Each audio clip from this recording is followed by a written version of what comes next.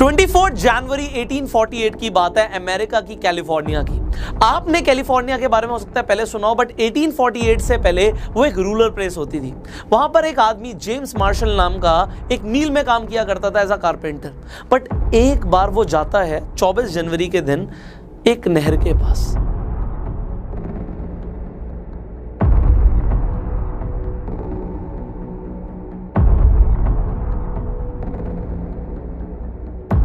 और नहर में पानी के अंदर उसे एक चमचमाता हुआ पत्थर दिखता है। वो पत्थर को हाथ में उठाता है,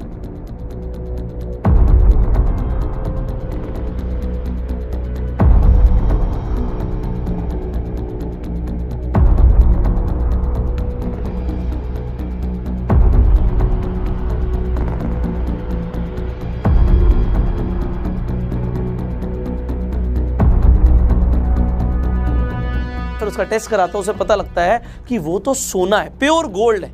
और वहां पे उसे और भी सोने के टुकड़े मिलते हैं। वो अपने मील के ओनर को आके बताता है कि वहां पे नहर पे सोने के टुकड़े मिले हैं मुझे। बट मील का जो ओनर होता है ना, ज्यादा भाव नहीं देता। वो कहता है चलो ठीक है, थोड़ा बहुत सोना मिल गया होगा, तुम मील बनाने पर ध्यान दो।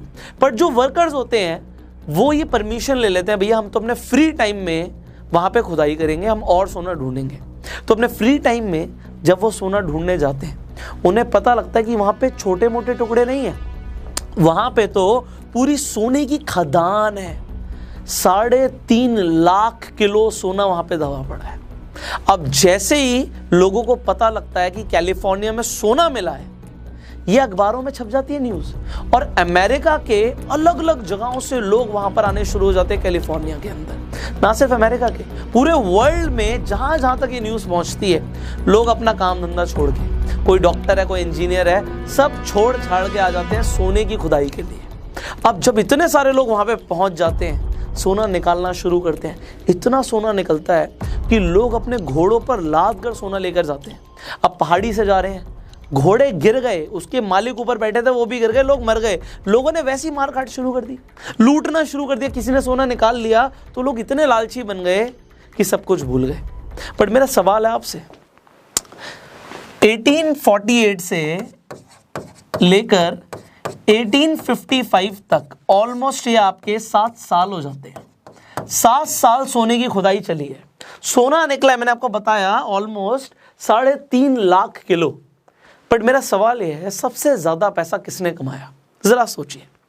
अगर आप ये सोच रहे हैं कि जिस इंसान ने सबसे पहले ढूंढा था सोने की खदान को, उसने ज़्यादा पैसा कमाया होगा, या फिर जो इतने सारे लोग आए थे उसमें जिसके पास सबसे ज़्यादा पैसा होगा, उसने अपने साथ वर्कर्स कलेक्ट कर लिए होंगे, उसने सोने की खुदाई करके बहुत पैसा कमाया। वेल, आप जो सोच रहे हैं वो आप गलत सोच रहे हैं। This is called first level thinking या फर्स्ट ऑर्डर थिंकिंग। अब ये फर्स्ट ऑर्डर थिंकिंग या फर्स्ट लेवल थिंकिंग जो आपने सोची, ये गलत नहीं है। ज़्यादातर लोग यही सोचते हैं कि भैया जिसे सोने की खदान मिल गई वही सबसे ज़्यादा पैसा कमाएगा, बट ये गलत है। इसके ऊपर आ जाती है सेकंड लेवल थिंकिंग या सेकंड ऑर्डर थिंकिंग। अब लेट मी टेल यू, लोग यहाँ पर पहुँचे कितने? 3 लाख लोग पहुँच गए, ना सिर्फ यूएस से, ऑल ओवर वर्ल्ड से कैलिफोर्निया में खुदाई करने के लिए। अब खुदाई करने के लिए जो इक्विपमेंट्स चाहिए, टूल्स चाहिए, जो फावड़ा चाहिए, शॉवल बोलते हैं, तो ये सब जो चाहिए, लादने के लिए, सामान लादने के लिए घोड़े चाहिए, खच्चर चाहिए, गधे चाहिए, ये सब जो है ये कौन देगा? और जिसने समझा कि भैया मुझे ये देना है, उसने ज़्यादा पैसे कमाए। अब आपको लग रहा होगा कि भैया इन लोगों के नाम फेमस नहीं है, तो और बताता हूँ। सेकेंड लेवल थिंकिंग में 3 लाख लोग वहाँ पे पहुँच गए, खाना कहाँ से मिलेगा? तो वहाँ पे एक न्यूयॉर्क का एक बचर भी पहुँच गया, उनका नाम था फिलिप आर्मर। आपने आर्मर का नाम सुना होगा।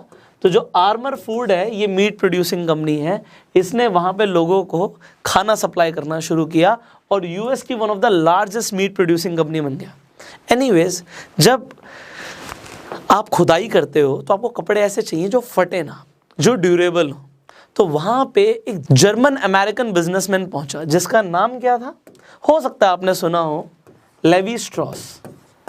तो आपने जो लेवाइस का नाम सुना है, तो लेवाइस जो जीन्स है वो कहाँ से आई है? वो कैलिफोर्निया से आई है। तो एक इंसान ने देखा कि लोगों को कपड़े की जरूरत है, हम ये देते हैं, लिवाइस वहां से जन्म हुई। लोगों को बैंक की जरूरत थी, लोगों को पैसा डिपॉजिट कराना था, तो हेनरी वेल्स और विलियम फार्गो, ये दो ऐसे लोग थे जिन्होंने कैलिफोर्निया में फाइनेंशियल सर्विसेज देना शुरू किया, लोगों को मेल सर्विसेज देना शुरू किया। एंड आपने वेल एंड फार्गो का नाम तो सुना ही होगा, ये फॉर्च्यून 500 कंपनीज के अंदर आते हैं।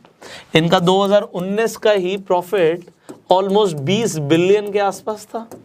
शुरुआत कहां से हुई? एक अपॉर्चुनिटी से।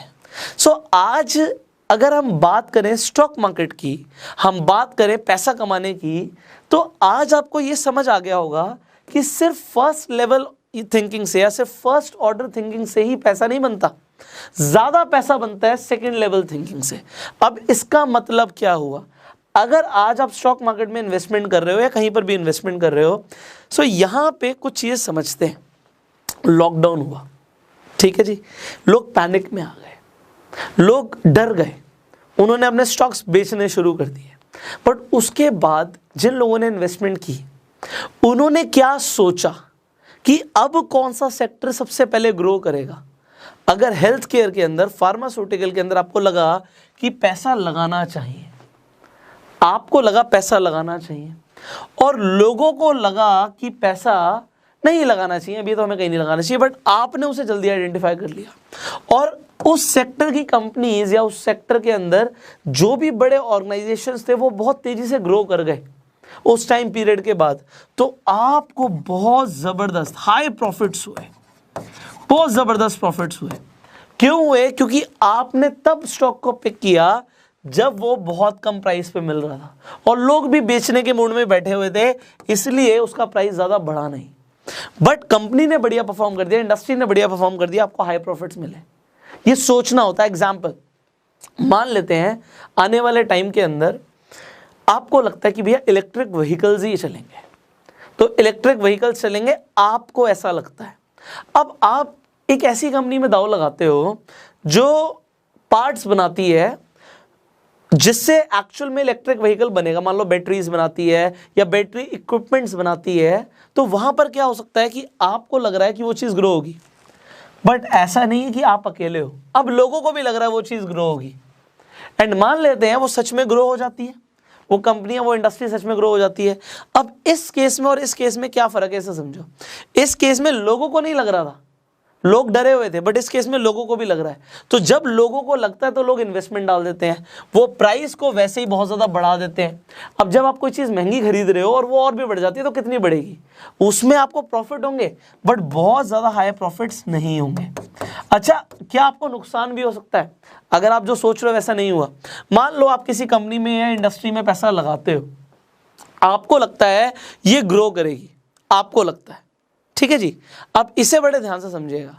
अब मान लेते हैं आपको लगता है कि टूरिज्म इंडस्ट्री बहुत तेजी से ग्रो कर सकती है, कोविड धीरे धीरे कम हो रहा है और आपको ऐसा लगता है कि जैसे लोग मनाली में पहुंच गए, भीड़ लगा दी, ऐसा अब लोग अंदर से पूरी तरीके से भरे पड़े हैं, जैसे ही लॉकडाउन खुलेगा, कोविड की सिचुएशन बेहतर होगी, टूरिज्म इंडस्ट्री में बहुत ट्रेमेंडस ग्रोथ मिल सकती है, आपको ऐसा लगता है।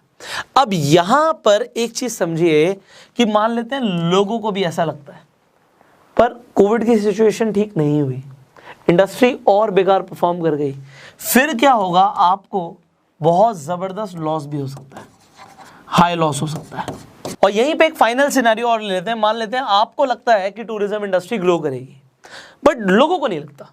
अब यहां पे लोगों को जब लगता था तो शेयर्स के प्राइस उन टूरिज्म कंपनीज के बहुत ज्यादा बढ़ गए थे, बट यहां पे जब लोगों को नहीं लगता तो आपको लगता है, तो आपने जब इन्वेस्ट किया आपने बहुत कम प्राइस पे एंट्री ली, लोगों को नहीं लगता तो वो प्राइस कम था, पर टूरिज्म सेक्टर ग्रो नहीं हुआ, लॉस अभी भी होगा बट यहां पे थोड़ा सा कम होगा। तो आपको हाई लॉस कब हो सकता है? जब लोगों ने उसमें इन्वेस्ट करके प्राइस बढ़ा दिया हो। अब ऐसे बहुत सारे सेक्टर्स हो सकते हैं, मान लो अब ग्रीन एनर्जी आ रही है या फिर रिन्यूएबल एनर्जी की तरफ लोग जा रहे हैं, अब लोगों को पता है कि फॉसिल फ्यूल्स को कम जलाना है जिससे हमारा एनवायरनमेंट खराब भी हो रहा है, तो ऐसा सेक्टर के अंदर जिसमें आपको लगता है कि बहुत तेजी से ग्रोथ आएगी एंड लोगों को भी लगता है बहुत तेजी से ग्रोथ आएगी, अब आगे क्या होगा we do not know, but यहां पे ऐसे सेक्टर्स के अंदर आपको दिखेगा कि शेयर्स के प्राइस पहले से ही बहुत ज्यादा है, तो ग्रोथ जब आएगी तब आएगी। बट आपको करना क्या था, यहां पे अगर ग्रोथ आ भी जाती है, यहां पे हमने सिनेरियो लिया आ भी जाती है, प्रॉफिट्स होंगे, बट ह्यूज प्रॉफिट्स तब होते हैं जब आप मार्केट के अगेंस्ट प्रेडिक्ट करते हो। ह्यूज प्रॉफिट्स तब होते हैं जब लोगों को नहीं लगता, ये हमारा की फैक्टर है, जब लोगों को नहीं लग रहा तब आप इन्वेस्ट करते हो। लोगों को मान लो नहीं लग रहा कि यस बैंक ऊपर जाएगा, बट आपको लग रहा है, और अगर सच में चला जाता है, huge profits. Are you getting it? मैं एग्जांपल ले रहा हूं, स्टॉक रिकमेंडेशन नहीं है, बट फाइनली आपको जो टिप देनी है मुझे देनी है, आपको प्रेडिक्ट करना है। अगर आपको पैसा ज्यादा कमाना है, आपको प्रेडिक्ट जरूर करना है कि होने क्या वाला है, बट इसमें सिर्फ फर्स्ट लेवल थिंकिंग नहीं, सेकेंड लेवल थिंकिंग पे जाओ, थर्ड लेवल थिंकिंग पे जाओ कि अगर कल को मान लो एक स्टॉक ग्रो कर रहा है, उसके पीछे जो कंपनी है वो क्यों ग्रो कर रही है, और उसमें ग्रो करेगी तो उसमें क्या फैक्टर्स इन्वॉल्व होंगे। एक एग्जांपल और ले लेते हैं, मान लेते हैं आपको लगता है कि भैया इलेक्ट्रिक व्हीकल्स फ्यूचर है, तो आज जो कंपनीज इलेक्ट्रिक व्हीकल्स बना रही हैं आप उसके स्टॉक खरीद सकते हो, बट कल को जो जनरल कंपनीज है, मान लेते हैं आपकी मारुति सुजुकी, अभी एक भी गाड़ी नहीं है मारुति की इलेक्ट्रिक, बट मान लो मारुति इलेक्ट्रिक गाड़ियां बनाना शुरू करती है, तो अब क्या होगा, आपको लग रहा है कि मारुति इलेक्ट्रिक व्हीकल्स बनाएगी तो शायद मारुति का स्टॉक प्राइस ऊपर जाएगा। आपको ये भी लग सकता है, आप कुछ भी सोच सकते हो कि जो कंपनीज बैटरी सप्लाई करती हैं, क्योंकि इलेक्ट्रिक व्हीकल्स के अंदर मेन जो कंपोनेंट है वो बैटरी है, तो बैटरी जो कंपनीज देंगी उनका स्टॉक प्राइस और ऊपर जाएगा। आप सोच सकते हो, आप ये भी सोच सकते हो, अगर ये इतना इंपॉर्टेंट है तो ये कंपनीज खुद भी बैटरीज बना सकती हैं। आपको दिमाग लगाना पड़ेगा। देखो वॉरेन बफे, चार्ली मंगर, जो इतने बड़े इन्वेस्टर्स है ना, ये पूरे साल में अगर 2-3 कंपनीज भी ढंग की ढूंढ लेते हैं ना जिनमें उन्हें पैसा लगाना है, तो सोचते बहुत बढ़िया हो गया। बट अगर आप ये सोच रहे हो कि मुझे रोज इन्वेस्ट करना है और रोज कंपनी ढूंढनी है, ये बहुत मुश्किल काम है। सो आपको दिमाग जरूर लगाना पड़ेगा, सेकंड लेवल थिंकिंग पे जाना पड़ेगा, एंड देन आप ऐसी कंपनीज ढूंढोगे जो मल्टी बैगर होंगी, बट पहले प्रेडिक्ट करना है। दूसरा सबसे इंपॉर्टेंट फैक्टर मैंने आपको बताया, जब लोग जो सोच रहे हैं उसके अगेंस्ट सोचना है, इसे हम कॉन्ट्रा थिंकिंग भी कहते हैं, हमने इसके ऊपर पहले भी बात करी हुई है। सो कॉन्ट्रा थिंकिंग के बारे में आपको पहले से हमने वीडियो बनाई हुई है, आई बटन पे जाके आप पूरा कॉन्ट्रा थिंकिंग के ऊपर पूरी वीडियो देख सकते हैं। एंड यहां पर प्रेडिक्ट जब आप कर दोगे मार्केट के अगेंस्ट, बस आपकी प्रेडिक्शन ठीक होनी चाहिए and you will make a lot of money. So आपको आज की वीडियो कैसी लगी आप नीचे कमेंट करके जरूर बताइएगा। इस वीडियो को अपना प्यार देने के लिए जल्दी से लाइक कर दीजिए, शेयर जरूर कीजिए, जिससे ज्यादा से ज्यादा लोगों तक ये कमाल की इंफॉर्मेशन पहुंचे। फाइनली अगर आपको स्टॉक मार्केट में इन्वेस्ट करना है तो आपको अपना एक डीमेट अकाउंट चाहिए होता है। इस वीडियो के डिस्क्रिप्शन और कमेंट बॉक्स में लिंक है, जिस पे क्लिक करके सिंपल स्टेप्स को फॉलो करके आप अपना डीमेट अकाउंट खुलवा सकते हैं। तो आज ही अपना डीमेट अकाउंट खुलवा लीजिए, जिससे आप शेयर मार्केट के अंदर इन्वेस्ट कर सकें, ट्रेड कर सकें एंड अच्छे डिसीजंस ले सकें। फाइनली इस वीडियो को अगर आप देख रहे हैं यूट्यूब पे तो सब्सक्राइब कीजिए, बेल आइकन पे क्लिक कीजिए, एंड फेसबुक पे देख रहे हैं तो फॉलो कीजिए। आई will see you in the next video. Till that time you share this video and go self made. 24 जनवरी 1848 की बात है, अमेरिका की कैलिफोर्निया की। आपने कैलिफोर्निया के बारे में हो सकता है पहले सुना हो, बट 1848 से पहले वो एक रूरल प्लेस होती थी। वहां पर एक आदमी जेम्स मार्शल नाम का एक मील में काम किया करता था एज अ कारपेंटर। बट एक बार वो जाता है 24 जनवरी के दिन एक नहर के पास।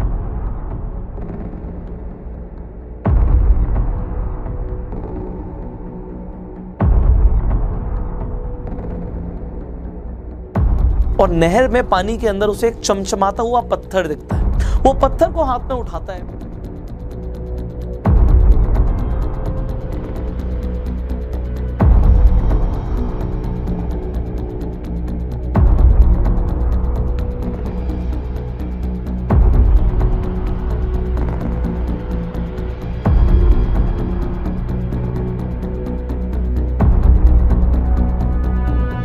फिर उसका टेस्ट कराता है, उसे पता लगता है कि वो तो सोना है, प्योर गोल्ड है।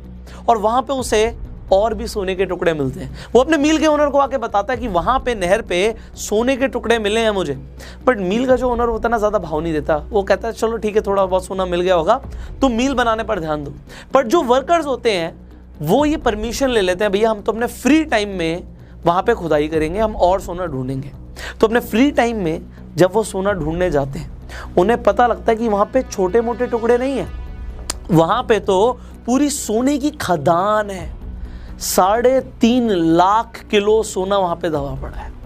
अब जैसे ही लोगों को पता लगता है कि कैलिफोर्निया में सोना मिला है, ये अखबारों में छप जाती है न्यूज़, और अमेरिका के अलग अलग जगहों से लोग वहां पर आने शुरू हो जाते हैं कैलिफोर्निया के अंदर। ना सिर्फ अमेरिका के, पूरे वर्ल्ड में जहां जहां तक ये न्यूज़ पहुंचती है, लोग अपना काम धंधा छोड़ के, कोई डॉक्टर है, कोई इंजीनियर है, सब छोड़ छाड़ के आ जाते हैं सोने की खुदाई के लिए।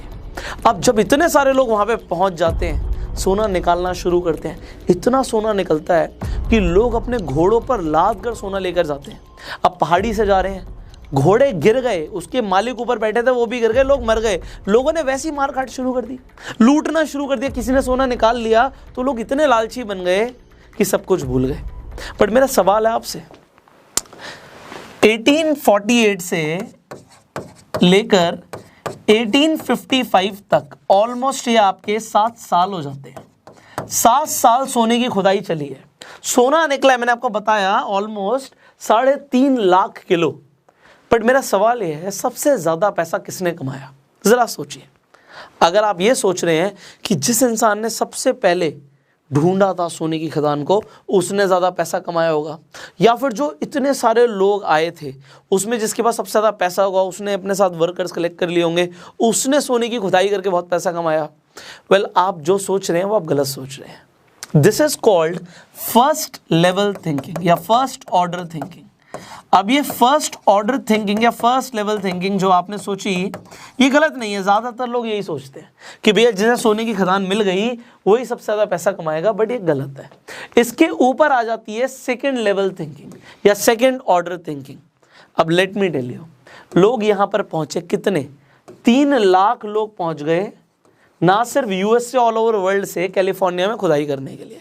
अब खुदाई करने के लिए जो इक्विपमेंट्स चाहिए, टूल्स चाहिए, जो फावड़ा चाहिए, शॉवल बोलते हैं, तो ये सब जो चाहिए, लादने के लिए, सामान लादने के लिए घोड़े चाहिए, खच्चर चाहिए, गधे चाहिए, ये सब जो है ये कौन देगा?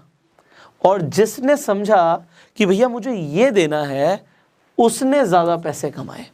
अब आपको लग रहा होगा कि भैया इन लोगों के नाम फेमस नहीं है, तो और बताता हूँ। सेकेंड लेवल थिंकिंग में 3 लाख लोग वहाँ पे पहुँच गए, खाना कहाँ से मिलेगा? तो वहाँ पे एक न्यूयॉर्क का एक बचर भी पहुँच गया, उनका नाम था फिलिप आर्मर। आपने आर्मर का नाम सुना होगा। तो जो आर्मर फूड है, ये मीट प्रोड्यूसिंग कंपनी है, इसने वहाँ पे लोगों को खाना सप्लाई करना शुरू किया और यूएस की one of the largest meet producing company बन गया। एनीवेज, जब आप खुदाई करते हो तो आपको कपड़े ऐसे चाहिए जो फटे ना, जो ड्यूरेबल हो। तो वहाँ पे एक जर्मन अमेरिकन बिजनेसमैन पहुँचा, जिसका नाम क्या था? हो सकता है आपने सुना हो, लेवी स्ट्रॉस। तो आपने जो लेवाइस का नाम सुना है, तो लेवाइस जो जीन्स है वो कहाँ से आई है? वो कैलिफोर्निया से आई है। तो एक इंसान ने देखा कि लोगों को कपड़े की ज़रूरत है, हम ये देते हैं, लेवाइस वहाँ से जन्म हुई। लोगों को बैंक की ज़रूरत थी, लोगों को पैसा डिपॉजिट कराना था। तो हेनरी वेल्स और विलियम फार्गो, ये 2 ऐसे लोग थे जिन्होंने कैलिफोर्निया में फाइनेंशियल सर्विसेज देना शुरू किया, लोगों को मेल सर्विसेज देना शुरू किया। एंड आपने वेल एंड फार्गो का नाम तो सुना ही होगा, ये फॉर्च्यून 500 कंपनीज के अंदर आते हैं। इनका 2019 का ही प्रॉफिट ऑलमोस्ट 20 बिलियन के आसपास था। शुरुआत कहाँ से हुई? एक अपॉर्चुनिटी से। सो आज अगर हम बात करें स्टॉक मार्केट की, हम बात करें पैसा कमाने की, तो आज आपको ये समझ आ गया होगा कि सिर्फ फर्स्ट लेवल थिंकिंग से या सिर्फ फर्स्ट ऑर्डर थिंकिंग से ही पैसा नहीं बनता, ज़्यादा पैसा बनता है सेकेंड लेवल थिंकिंग से। अब इसका मतलब क्या हुआ? अगर आज आप स्टॉक मार्केट में इन्वेस्टमेंट कर रहे हो या कहीं पर भी इन्वेस्टमेंट कर रहे हो, सो यहाँ पे कुछ चीज़ समझते हैं। लॉकडाउन हुआ, ठीक है जी, लोग पैनिक में आ गए, लोग डर गए, उन्होंने अपने स्टॉक्स बेचने शुरू कर दिए। बट उसके बाद जिन लोगों ने इन्वेस्टमेंट की, उन्होंने क्या सोचा कि अब कौन सा सेक्टर सबसे पहले ग्रो करेगा? अगर हेल्थ केयर के अंदर, फार्मास्यूटिकल के अंदर आपको लगा कि पैसा लगाना चाहिए, आपको लगा पैसा लगाना चाहिए, और लोगों को लगा कि पैसा नहीं लगाना चाहिए, अभी तो हमें कहीं नहीं लगाना चाहिए, बट आपने उसे जल्दी आइडेंटिफाई कर लिया और उस सेक्टर की कंपनीज या उस सेक्टर के अंदर जो भी बड़े ऑर्गेनाइजेशंस थे वो बहुत तेजी से ग्रो कर गए। उस टाइम पीरियड के बाद, तो आपको बहुत ज़बरदस्त हाई प्रॉफिट्स हुए, बहुत ज़बरदस्त प्रॉफिट्स हुए। क्यों हुए? क्योंकि आपने तब स्टॉक को पिक किया जब वो बहुत कम प्राइस पे मिल रहा था और लोग भी बेचने के मूड में बैठे हुए थे, इसलिए उसका प्राइस ज़्यादा बढ़ा नहीं। बट कंपनी ने बढ़िया परफॉर्म कर दिया, इंडस्ट्री ने बढ़िया परफॉर्म कर दिया, आपको हाई प्रॉफिट्स मिले। ये सोचना होता है। एग्जाम्पल मान लेते हैं आने वाले टाइम के अंदर आपको लगता है कि भैया इलेक्ट्रिक व्हीकल्स ही चलेंगे, तो इलेक्ट्रिक व्हीकल्स चलेंगे, आपको ऐसा लगता है।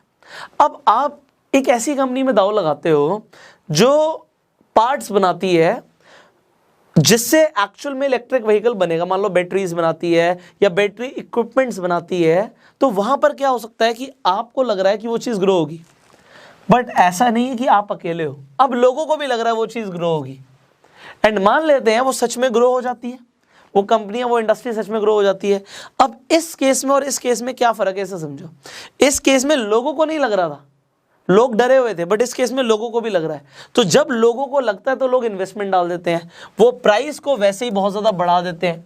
अब जब आप कोई चीज़ महंगी खरीद रहे हो और वो और भी बढ़ जाती है तो कितनी बढ़ेगी, उसमें आपको प्रॉफिट होंगे, बट बहुत ज़्यादा हाई प्रॉफिट्स नहीं होंगे। अच्छा, क्या आपको नुकसान भी हो सकता है अगर आप जो सोच रहे हो वैसा नहीं हुआ? मान लो आप किसी कंपनी में या इंडस्ट्री में पैसा लगाते हो, आपको लगता है ये ग्रो करेगी, आपको लगता है, ठीक है जी। अब इसे बड़े ध्यान से समझिएगा।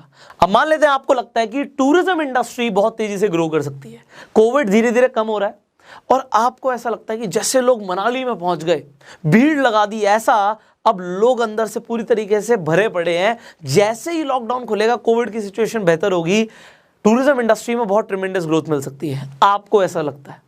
अब यहां पर एक चीज समझिए कि मान लेते हैं लोगों को भी ऐसा लगता है, पर कोविड की सिचुएशन ठीक नहीं हुई, इंडस्ट्री और बेकार परफॉर्म कर गई, फिर क्या होगा? आपको बहुत ज़बरदस्त लॉस भी हो सकता है, हाई लॉस हो सकता है।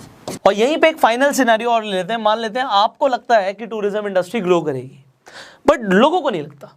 अब यहाँ पे लोगों को जब लगता था तो शेयर्स के प्राइस उन टूरिज्म कंपनीज के बहुत ज़्यादा बढ़ गए थे, बट यहाँ पे जब लोगों को नहीं लगता तो आपको लगता है, तो आपने जब इन्वेस्ट किया आपने बहुत कम प्राइस पे एंट्री ली, लोगों को नहीं लगता तो वो प्राइस कम था, पर टूरिज्म सेक्टर ग्रो नहीं हुआ, लॉस अभी भी होगा, बट यहाँ पे थोड़ा सा कम होगा।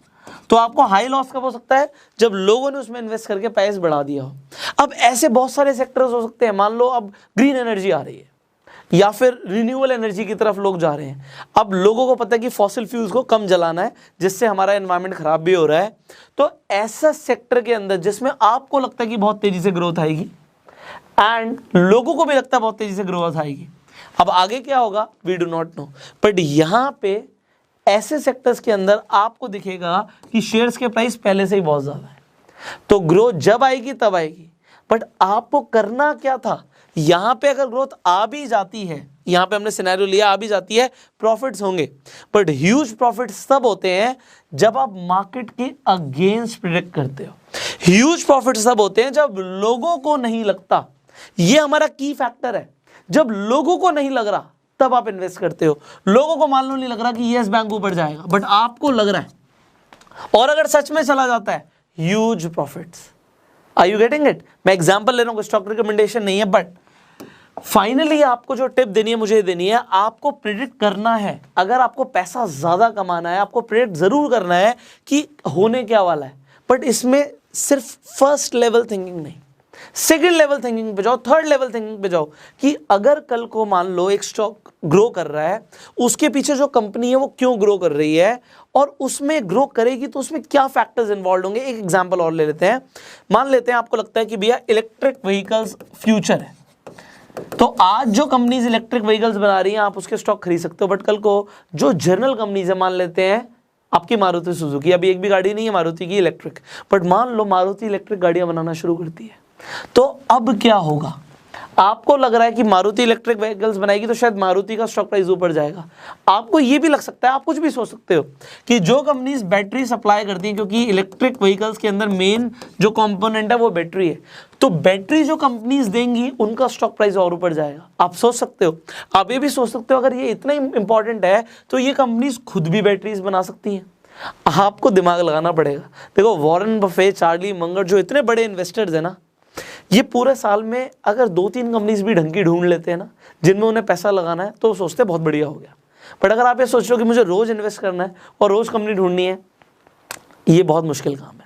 सो आपको दिमाग जरूर लगाना पड़ेगा, सेकंड लेवल थिंकिंग पे जाना पड़ेगा, एंड देन आप ऐसी कंपनीज ढूंढोगे जो मल्टी बैगर होंगी। बट पहले प्रिडिक्ट करना है। दूसरा सबसे इंपॉर्टेंट फैक्टर मैंने आपको बताया, जब लोग जो सोच रहे हैं उसके अगेंस्ट सोचना है।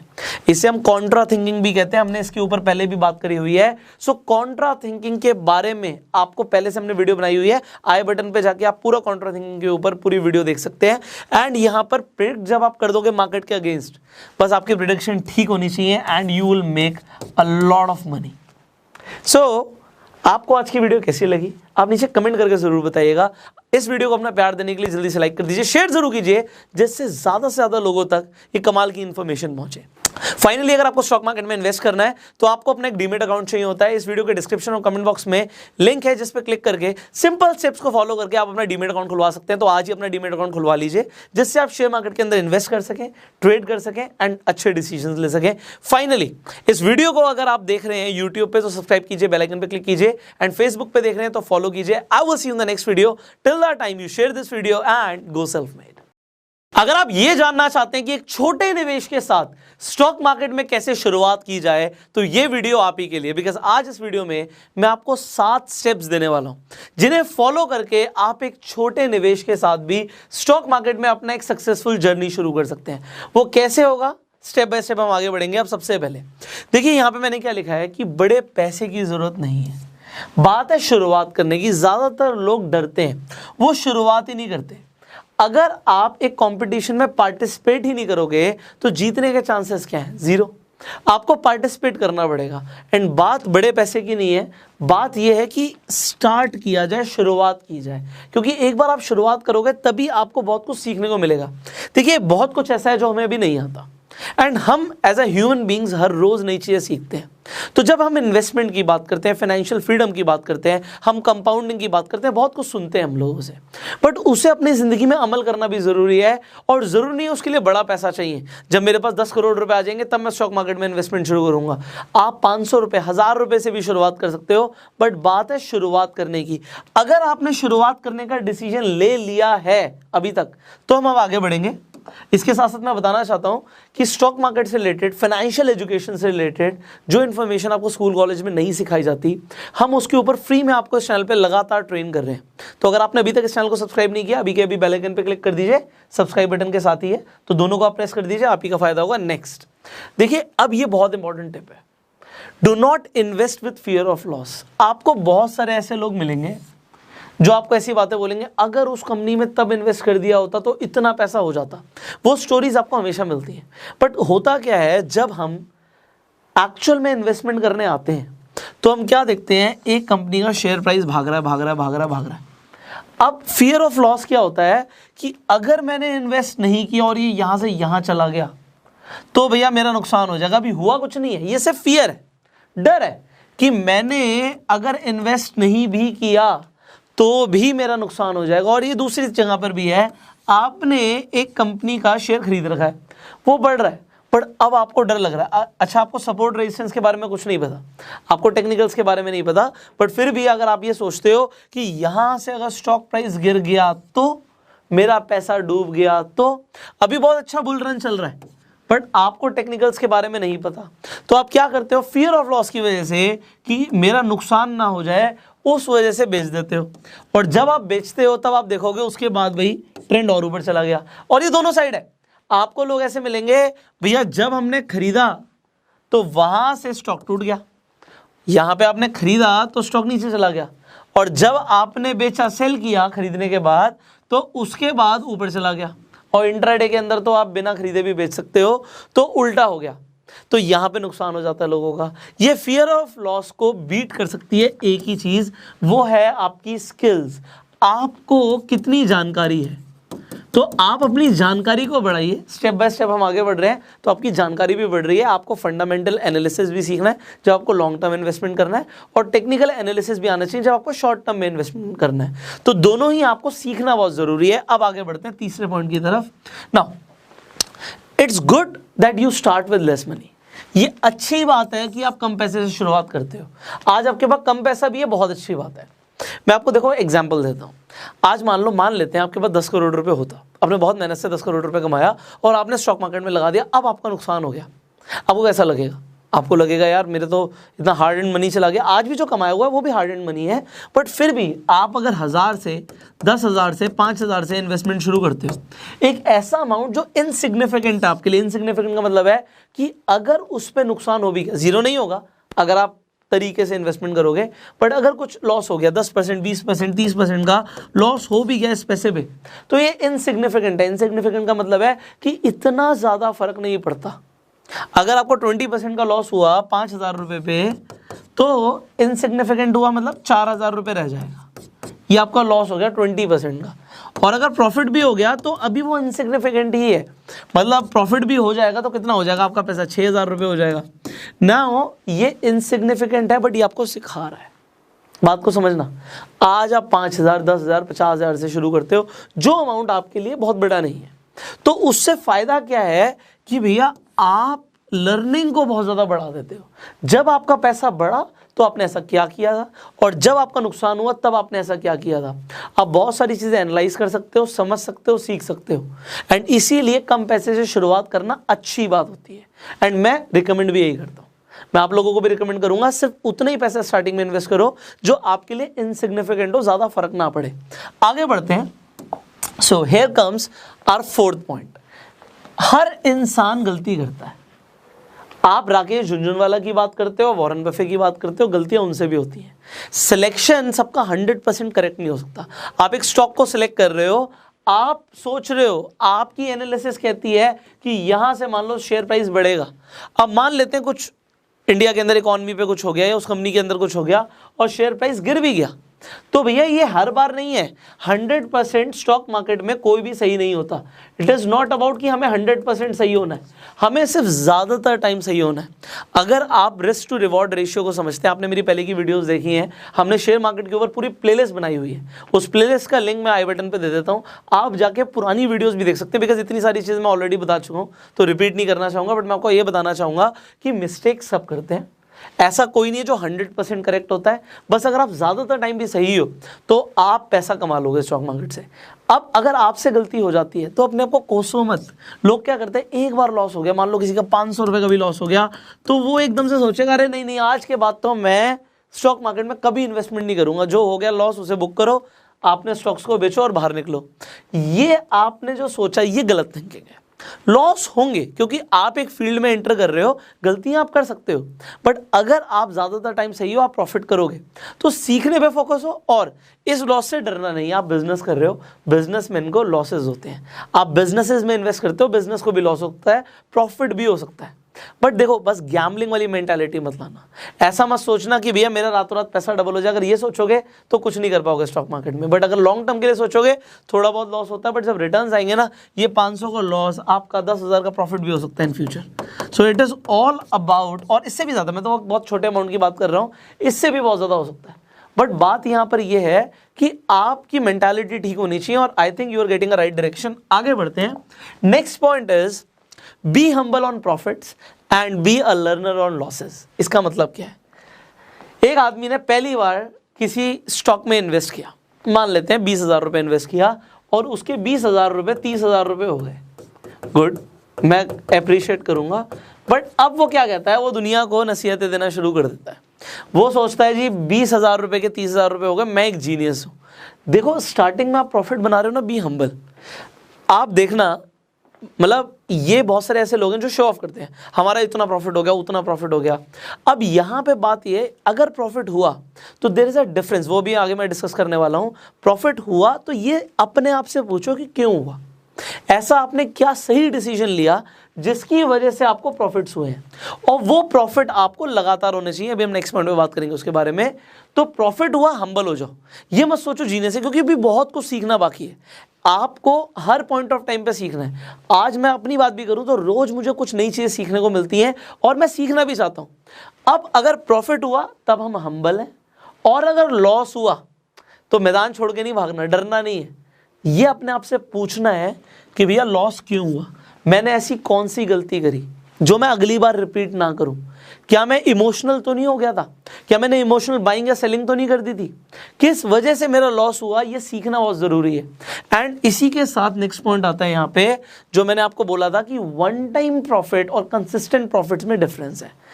एक बार प्रॉफिट हो गया, बहुत बढ़िया, एक बार प्रॉफिट हो गया। लोग ऑप्शंस में ट्रेड करते हैं, ऑप्शन बाइंग कर ली, एक बार प्रॉफिट हो गया जी। पुष्कर सर एक ट्रेड करी थी 10,000 रुपए की और 10,000 को हमने 20,000 कर दिया। अरे वाह जी वाह, बहुत बढ़िया, आपने 10,000 को 20,000 कर दिया। मैं कहूँगा बहुत अच्छी बात है, बट क्या आप मुझे लगातार करके दिखा सकते हो? क्या ये लगातार हो सकता है? आप ये देखो कि लगातार, और हम इन्वेस्टमेंट की बात कर रहे हैं, आप अच्छे शेयर्स को पिक कर रहे हो और वो आपको लगातार प्रॉफिट कमा के दे रहे हैं, तो ऐसा आपको बनना है। और उसके लिए क्या करना पड़ेगा? ऐसी कौन सी इन्वेस्टिंग स्टाइल्स हैं जिससे ऐसा हो सकता है, हम आने वाली वीडियोस में डिस्कस करने वाले हैं। हम वैल्यू इन्वेस्टिंग को भी सीखने वाले हैं और कुछ और भी इन्वेस्टिंग स्टाइल्स के ऊपर आपको मैं आगे ट्रेनिंग देने वाला हूं, तो चैनल पे आप बने, बहुत अच्छी बात है, आप सीखने वाले हैं। सो मैंने आपको क्या बोला कि कंसिस्टेंट प्रॉफिट जरूरी है, लगातार आप लाइफ में आगे बढ़े। सी, ये मैं फॉलो करता हूँ अपनी लाइफ में, मैंने कभी जिंदगी में पीछे मुड़ के नहीं देखा। जहाँ से शुरू किया उससे नेक्स्ट स्टेप, फिर नेक्स्ट स्टेप, फिर नेक्स्ट स्टेप, आगे ही बढ़ना है। कभी प्रॉफिट्स भी हो रहे हैं तो उन प्रॉफिट्स को भी बढ़ाना है। आप हमेशा एक आगे की तरफ सोचो। अब ऐसा नहीं है कि आपने वन टाइम प्रॉफिट कर लिया, उसके बाद जितना प्रॉफिट किया उससे डबल नुकसान कर बैठे। एक बार तो 10,000 को 20,000 किया और एक बार को 10,000 को आप 2,000 रुपये पे ले आए, आपका लॉस हो गया 8,000 रुपये का। तो ऐसा भी होता है लोगों के साथ, तो ऐसा नहीं करना। इसके लिए मैं आपको क्या बोल रहा हूँ, फोकस करो कि कंसिस्टेंटली प्रॉफिट्स हो, और उसके लिए हम्बल होना ज़रूरी है, सीखते रहना ज़रूरी है। एंड फाइनली, ये बहुत ज़्यादा लोग गलती करते हैं, अभी बता रहा हूँ। स्टार्टिंग में पैसा नहीं होता, ये वीडियो इसी के ऊपर है कि जब हमारे पास पैसा ज़्यादा नहीं होता तो उसके साथ शुरुआत कैसे करें। अब मान लो आप एक कंपनी का शेयर देखते हैं, आपके पास 1,000 रुपये हैं, और आप एक कंपनी का शेयर प्राइस देखते हैं, मान लेते हैं वो 1,000 का ही है। तो आप क्या देख रहे हो जी, आज मैं एक कंपनी का एक शेयर खरीद रहा हूं, यहां पे मुझे बस एक शेयर मिलेगा, 1 शेयर ओनली। तो यार एक शेयर से क्या होगा? और एक कंपनी का आप शेयर देखते हो, वो 10 रुपए का दिखता है आपको। कभी कभी कोई ऐसी भी कंपनी होगी जिसका आपको शेयर 1 रुपए का दिख जाएगा। तो यहां पे लग रहा है जी 1,000 शेयर होंगे मेरे पास, और यहां पे लग रहा है 1 शेयर होगा मेरे पास। इन दोनों में कोई फर्क नहीं है, देयर इज नो डिफरेंस। देखो, अगर एक अच्छी कंपनी है, फंडामेंटली स्ट्रांग कंपनी है, तो वहाँ पे हमें मैटर करता है रिटर्न कितने % आ रहा है, और यहाँ पे भी हमें मैटर करता है कि रिटर्न कितने % आ रहा है। आजकल हम मल्टी बैगर्स की इतनी ज़्यादा बात करने लग गए हैं कि 1 रुपये का जो शेयर है वो बहुत जल्दी 10 रुपये का हो सकता है या 20 रुपये का हो सकता है, तो 10 गुना हमारा पैसा बढ़ सकता है। भैया आपका 1,000 रुपये का शेयर भी 10,000 का हो सकता है, बट हाँ चांसेस कम होते हैं अगर आप स्ट्रॉन्ग कंपनी में इन्वेस्ट कर रहे हो, बट वहाँ पे आपके डूबने के चांसेस भी बहुत ज़्यादा होते हैं। जब आप स्टार्टिंग में एकदम से पेनी स्टॉक्स पे आ जाते हो और सोचते हो मेरे पास बहुत सारे शेयर्स हो, भैया मेरे पास उस कंपनी के 1,000 शेयर है, इससे कोई फर्क नहीं पड़ता। MRF का आप शेयर देखोगे 80,000 से ऊपर का है, तो 80,000 का शेयर आप एक शेयर नहीं खरीद सकते इंडिया में। अगर आपको लग रहा है कि मेरे पास है ही 5-10 हज़ार, मैं मानता हूँ आप नहीं खरीद सकते, बट ऐसा नहीं है कि 80,000 का खरीद रहे हो तो भैया ओहो ये तो बहुत बड़ी बात हो गई, इसमें तो एक ही शेयर आएगा हमारे 80,000 में, 80,000 में तो हम पता नहीं कितने कंपनीज के कितने शेयर्स खरीद लेंगे। सो एज सच कोई कंपैरिजन नहीं है। आप MRF का एक शेयर देख रहे हो, जैसे मैंने बोला 80,000 का, आप आज येस बैंक का एक शेयर देखते हो 13-14 रुपये का, तो आपको लग रहा है जी मैं येस बैंक के बहुत सारे शेयर्स खरीद लूँ। अभी मैं यहाँ पे आपको रिकमेंडेशन नहीं दे रहा कि आप किसके खरीदो किसके नहीं खरीदो, उसके लिए एनालिसिस आपको करनी है, दिमाग आपको लगाना है। But what I am saying you is कि आप इस ट्रैप में मत फंसो कि आप पेनी स्टॉक्स के ऊपर इन्वेस्ट करो, 1 रुपये का स्टॉक, 10 रुपये का स्टॉक, कि मैं बहुत सारे एक्यूमुलेट कर लूँगा। तो सिक्के बहुत सारे एक्यूमुलेट करने से बढ़िया आपके पास 2,000 का एक नोट हो। तो वो मैं आपको यहाँ पे ये चीज़ बता रहा हूँ कि अच्छी कंपनीज में इन्वेस्ट करना, नो मैटर कि वो पेनी है या नहीं है। कुछ अब अच्छी कंपनीज के स्टॉक्स भी आपको सस्ते में मिल सकते हैं। मान लेते हैं ITC का स्टॉक आपको 200 रुपये के आसपास मिल रहा है, तो अब ये कंपनी बहुत अच्छी है, आपका यहाँ पे बहुत मोटा नुकसान होने के चांसेस बहुत कम है, बट बढ़ने के चांसेस ऐसा नहीं है कि आपको एकदम से रातों रात आपका पैसा डबल हो जाएगा। डेफिनेटली कंपनी अच्छी है, आपको रिटर्न्स भी अच्छे मिल सकते हैं, but then do your own analysis. मेरी रिकमेंडेशन ये है कि इस ट्रैप में मत फंसो कि बहुत सारे शेयर्स चाहिए। अच्छी कंपनी के शेयर्स लो, फंडामेंटली स्ट्रॉन्ग कंपनी के शेयर्स लो, आपका लॉन्ग टर्म में प्रॉफिट होगा। सो आई होप आपको जो मैं समझाना चाहता था वो समझ आ चुका है। आपको क्या समझ आया ना इस वीडियो से, वो नीचे कमेंट में जरूर बताइएगा, जो आपको सबसे अच्छा लगा हो। फाइनली इस वीडियो को शेयर करके बहुत सारे लोगों का आप भला कर सकते हैं, तो इस वीडियो को शेयर कर दीजिए। एंड अगर आप शेयर मार्केट में इन्वेस्टमेंट करना चाहते हो, ट्रेड करना चाहते हो, तो आप बहुत आसानी से सिंपल स्टेप्स को फॉलो करके अपना डीमेट अकाउंट खुलवा सकते हैं। डीमेट अकाउंट खुलवाने के लिए लिंक डिस्क्रिप्शन कमेंट बॉक्स में, सिंपली क्लिक कीजिए। आपके पास आधार कार्ड, पैन कार्ड होना जरूरी है, और सिंपल स्टेप्स को फॉलो करके अपना डीमेट अकाउंट खुलवा लीजिए। YouTube पे वीडियो देख रहे हैं, सब्सक्राइब कीजिए, बेल आइकन पे क्लिक कीजिए। Facebook पे देख रहे हैं, आप हमें फॉलो कीजिए। आई will see you in the next video. Till that time you go self made. आपने बहुत सारे लोगों को ऐसा बोलते हुए सुना होगा कि हमने फलानी कंपनी के आईपीओ में इन्वेस्ट किया और हमारा पैसा कुछ ही दिनों में डबल हो गया। तो क्या सच में आईपीओ में इन्वेस्ट करने से पैसा कुछ ही दिनों में डबल हो जाता है? कैसे होता है भाई? आप कैसे इन्वेस्ट कर सकते हो आईपीओ के अंदर? या फिर कुछ लोगों को नुकसान भी होता है क्या आईपीओ में इन्वेस्ट करने से? ये आईपीओ का पूरा गेम आज आपको समझ आने वाला है। सो अगर आपको नहीं पता, काफ़ी सारे नए इन्वेस्टर्स होते हैं जिन्हें आईपीओ के बारे में जानने में बहुत ज़्यादा क्यूरोसिटी होती है कि ये है क्या और हम कैसे इन्वेस्ट कर सकते हैं। आपको आपके सारे सवालों के जवाब इसी वीडियो में मिलने वाले हैं। तो हम स्टार्ट करेंगे। सबसे पहले आईपीओ होता क्या? आईपीओ का मतलब होता है इनिशियल पब्लिक ऑफरिंग। अब ये इनिशियल पब्लिक ऑफरिंग का मतलब क्या है कि अगर एक ABC कंपनी है और ये किस रीजन से पैसा ले रही है, इसके ऊपर हम बात करेंगे। ये चाहती है एक्सपैंड करना। अब मान लेते हैं इस कंपनी के पास फैक्ट्रीज हैं और 10 फैक्ट्रियां हैं अभी जो बहुत अच्छी चल रही हैं, बट अब कंपनी चाहती है कि हम 100 फैक्ट्रियों तक पहुंचे। हम ना सिर्फ इंडिया के अंदर, पूरे वर्ल्ड में अपना माल सप्लाई करें। अब 100 फैक्ट्री तक पहुंचना है। अब सोचिए एक फैक्ट्री में कई करोड़ रुपए लगने वाले हैं। तो अब इतने फैक्ट्रीज खोलने के लिए, 100 तक पहुंचने के लिए हजारों करोड़ रुपए चाहिए होगा। अब वो हजारों करोड़ रुपए कैसे मिलेगा? पहले तो इस कंपनी ने, मान लेते हैं, एंजल इन्वेस्टर से या फिर वेंचर कैपिटलिस्ट फर्म से पैसा रेस किया हुआ था, बट अब इतना पैसा नहीं है कि यहां तक पहुंचा जाए। तो उस एक्सपेंशन के लिए कंपनी पब्लिक जाएगी। अब इस चीज को बड़े ध्यान से समझिएगा। आज की डेट में कोई भी प्राइवेट लिमिटेड कंपनी पब्लिक से पैसा नहीं ले सकती। इट इज इलीगल, अलाउड नहीं है। कोई भी कंपनी अगर प्राइवेट लिमिटेड है, पब्लिक से पैसा नहीं ले सकती। बट यहां पे अगर कंपनी सर्टेन गाइडलाइंस को फॉलो करके पब्लिक जा रही है, हम ऐसा बोलते हैं कंपनी पब्लिक जा रही है, तो वो प्राइवेट लिमिटेड से पब्लिक लिमिटेड बन रही है, तभी वो पैसा ले सकती है पब्लिक से। अब एक बात बताओ, कोई भी पब्लिक, मतलब आप लोग या हम लोग, एक कंपनी को पैसा क्यों देंगे? कंपनी हमें क्या दे रही है? Good question. कंपनी हमें देती है शेयर्स। कंपनी में हिस्सेदारी, भागीदारी देगी, अपने शेयर्स देगी, उसके बदले में हम उसे पैसा देंगे। तो ये तो हुआ एक तरीका कि हम एक्सपैंड करने के लिए पैसा मांग रहे हैं। कंपनी एक्सपैंड करने के लिए पैसा मांग रही है। कोई और रीजन हो सकता है? The answer is yes. दूसरा रीजन कंपनी का हो सकता है, कंपनी के ऊपर बहुत ज्यादा कर्जा चढ़ गया, अब कर्जा नहीं उतर रहा। अब इतना कर्जा चढ़ गया है, उसकी किस्तें भी जा रही हैं, उसका इंटरेस्ट भी पे करना है, कंपनी प्रेशर में आ गई है, वो बिजनेस नहीं कर पा रही, तो उसे पैसा चाहिए। अब अगर उसे पैसा चाहिए प्रेशर को अवॉइड करने के लिए, तो भी वो क्या करेगी? वो पब्लिक से पैसा ले लेगी। बट उसके लिए भी उसे लिस्ट कराना पड़ेगा अपने आप को। लिस्ट कहाँ पे कराना पड़ता है? आपको स्टॉक एक्सचेंज के बारे में पता है। कौन कौन से स्टॉक एक्सचेंज है हमारे पास इंडिया में? बॉम्बे स्टॉक एक्सचेंज और national stock exchange, BSE NSE बोलते हैं। तो अब या तो कंपनी किसी एक पे या दोनों पे लिस्ट हो सकती है, स्टॉक एक्सचेंजेस पे, और फिर जब वो एक्सचेंज पे लिस्ट हो जाएगी, गाइडलाइंस को फॉलो करते हुए वो पब्लिक से पैसा रेज कर सकती है। अब कर्जा चुकाने का रीजन समझ आ गया। कोई और भी रीजन हो सकता है? The answer is yes. जिन लोगों ने स्टार्टिंग में इन्वेस्ट किया था, मान लो वो एग्जिट लेना चाहते हैं।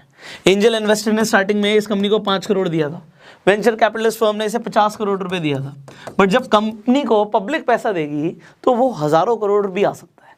तो इतना पैसा जब आएगा तो इनको बहुत प्रॉफिट हो जाएगा, और इसीलिए स्टार्टिंग में एंजल इन्वेस्टर्स और वेंचर कैपिटलिस्ट फर्म इन्वेस्ट करती हैं कंपनी में, क्योंकि उन्हें पता है जिस दिन आईपीओ आएगा हमारी इन्वेस्टमेंट कई गुना होकर हमें मिलेगी। अब आप लोग आज पैसा लगा रहे हो, क्या आगे भी कई गुना प्रॉफिट हो सकता है? अब इसे समझेंगे हम यहां से। कौन कौन से लोग पहले तो आईपीओ में पैसा लगाते हैं। अब अगर कोई आईपीओ लॉन्च होता है तो इसके अंदर 3 तरीके के लोग पैसा लगाते हैं। पहले होते हैं क्वालिफाइड इंस्टीट्यूशनल बायर्स। अब ये कौन होता है? Qualified institutional buyers. इंस्टीट्यूशंस मतलब जिनको बहुत ज्यादा पैसा है। आपको म्यूचुअल फंड्स के बारे में पता है? आपको भी बिल्कुल पता है। तो म्यूचुअल फंड्स कंपनीज को सबसे पहले एक प्रिविलेज मिल गई कि वो एक कंपनी के आईपीओ में इन्वेस्ट कर सकते हैं, और इसके लिए वो रिसर्च भी करेंगे कि आईपीओ में इन्वेस्ट करने के बाद कितना गुना प्रॉफिट हो सकता है।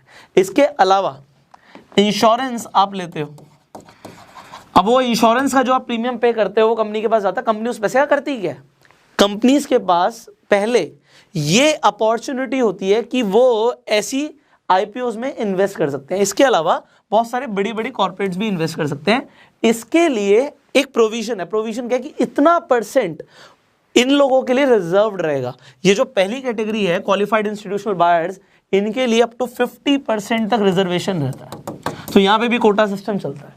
तो आपको पहली बात तो आपको लग रहा है कि मेरे को आईपीओ लॉन्च होगा, मान लो एक कंपनी के 100 शेयर्स हैं तो 100 के 100 पब्लिक खरीद लेगी, द आंसर इज नो। अगर 100 शेयर्स हैं तो 50 तो रिजर्व हो गए QIB के लिए, 100 एग्जाम्पल के लिए, बहुत ज्यादा शेयर्स भी हो सकते हैं।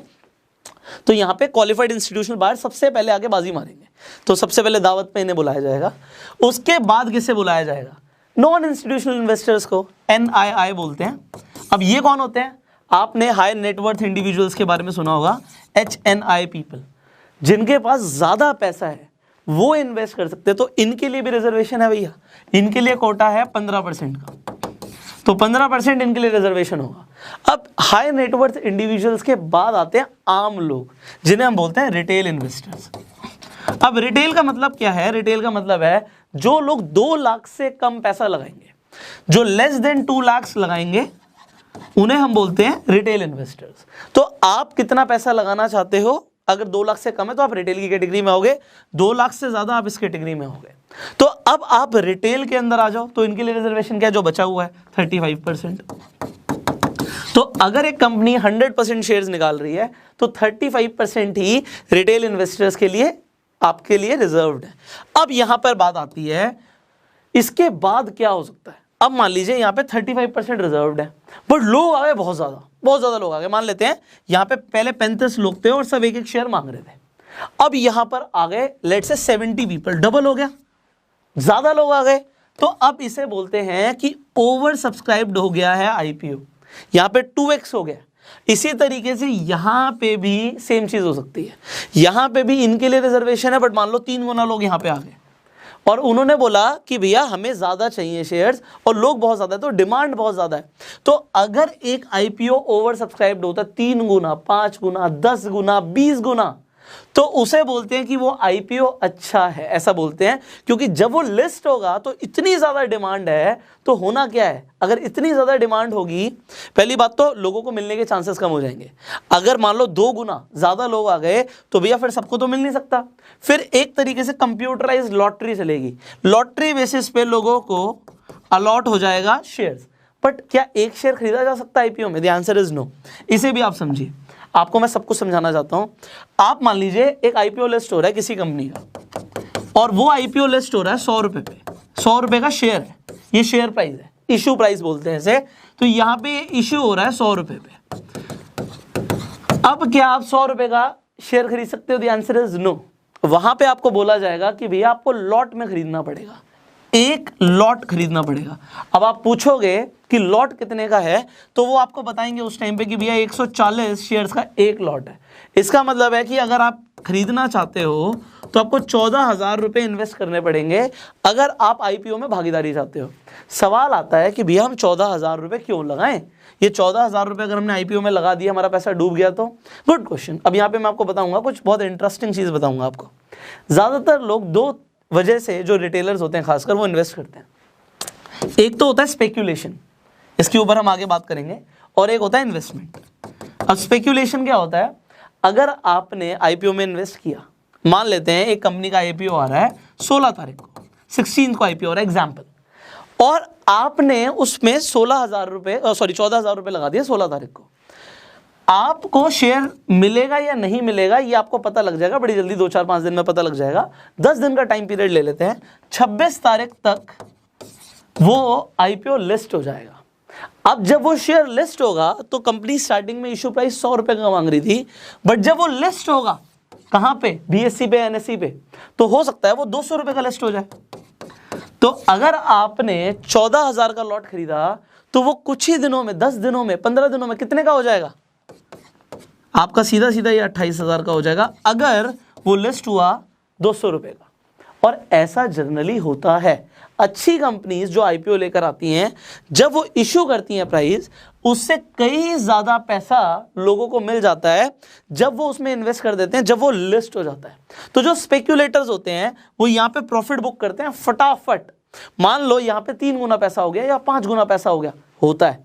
अगर यहाँ पे उनका 3 गुना पैसा हो गया तो वो तुरंत प्रॉफिट बुक करते हैं, बेचते निकल जाते हैं। बट इन्वेस्टर्स क्या कहते हैं, हमने अच्छी कंपनी का शेयर खरीद लिया बहुत कम दाम में, अब हम इसे होल्ड करेंगे। तो अब सवाल आता है, क्या होल्डिंग में प्रॉफिट है या स्पेक्यूलेशन में प्रॉफिट है? पहले इस वीडियो में मैं आपको बताऊंगा जरूर, और इसके ऊपर हम डिटेल में और भी वीडियोस बनाएंगे, क्योंकि एक वीडियो में सब कुछ कवर करना थोड़ा सा मुश्किल है। So I will just show you कि आपका मुनाफा ज्यादा कहां पर है। So let it load fast. Alright, now यहाँ पे हम आईपीओ की हिस्ट्री पे आ जाते हैं। तो यहाँ पे ये आप देख सकते हो बहुत सारे कंपनीज हैं जिनके आईपीओ लिस्ट हुए। अब आप देखते हो कि यहाँ पे मान लीजिए जुबिलेंट फूड है। जुबिलेंट फूड नाम सुना आपने? डोमिनोज का नाम सुना होगा। तो डोमिनोज की पेरेंट कंपनी है जुबिलेंट फूड। जब इसका आईपीओ आया था, यहाँ पे अगर हम देख सकते हैं, सो जब आईपीओ आया था इशू प्राइस था 145 रुपीज का। बट जब आईपीओ लिस्ट हुआ, उसके बाद जब लिस्टिंग क्लोज हुई 114 रुपए पे हो गई, तो लोगों को जो परसेंटेज ऑफ लॉस हुआ स्टार्टिंग में, देखो लॉस हो गया -21।